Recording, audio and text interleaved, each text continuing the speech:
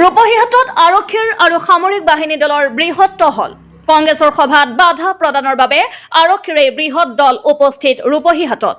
প্ৰশাসনৰ অনুমতি অবিহনে হাতীপুখুৰীত কংগ্ৰেছৰ এক কৰ্মী সভাৰ আয়োজন কৰিব, যিটো সভাৰ অনুমতি প্ৰদান কৰা নাই জিলা প্ৰশাসনে। সভাত নাযাবলৈ মাইকযোগে জনাই দিছে প্ৰশাসনে। অনুমতি অবিহনে কংগ্ৰেছ কৰ্মীয়ে সভা কৰিব বিচৰাত বাধা প্ৰদান কৰিব প্ৰশাসনে। কংগ্ৰেছৰ সভাত বাধা প্ৰদানৰ বাবে এই বৃহৎ আৰক্ষী আৰু অৰ্ধ সামৰিক বাহিনী উপস্থিত হয়। আজিৰ পৰা 4 দিন পূৰ্বে অৰ্থাৎ বৃহস্পতিবাৰে সাংসদ ৰকিবুল হুছেইনক আক্ৰমণ কৰিছিল একাংশ দুৰ্বৃত্তই। তাৰ পিছৰে পৰাই ৰূপহীহাটৰ আৰক্ষীয়ে গঢ়ি তুলিছে কটকটীয়া নিৰাপত্তা, যাতে কোনো ধৰণৰ অপ্ৰীতিকৰ পৰিৱেশৰ সূচনা নহয় ৰূপহীহাটত। ইয়াৰ দ্বাৰা জনোৱা হয় যে আজি 23 ফেব্ৰুৱাৰী 2025 তাৰিখে হাতীপুখুৰী মণ্ডল কংগ্ৰেছৰ দ্বাৰা অনুষ্ঠিত কৰিবলগীয়া কৰ্মী সভাখনৰ অনুমতি ইতিমধ্যে জিলা প্ৰশাসনে বাতিল কৰিছে। গতিকে সকলো ৰাইজৰ জ্ঞাতাৰ্থে জনোৱা হয় যে অনুমতি বহিৰ্ভূত এনে সভাত অংশগ্ৰহণ কৰিলে আইনমতে বিহিত ব্যৱস্থা গ্ৰহণ কৰা হ'ব।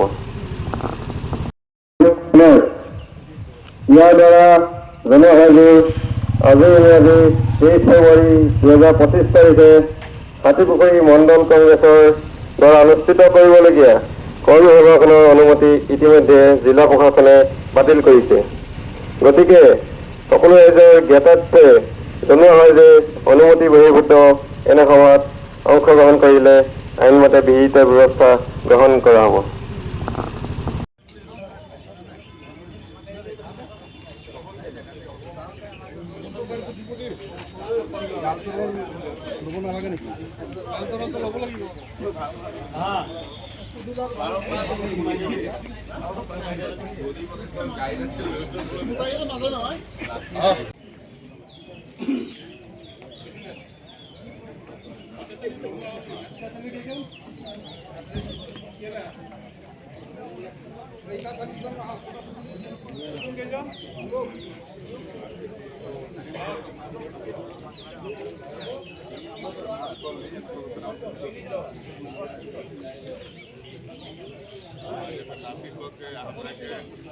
आगे वाला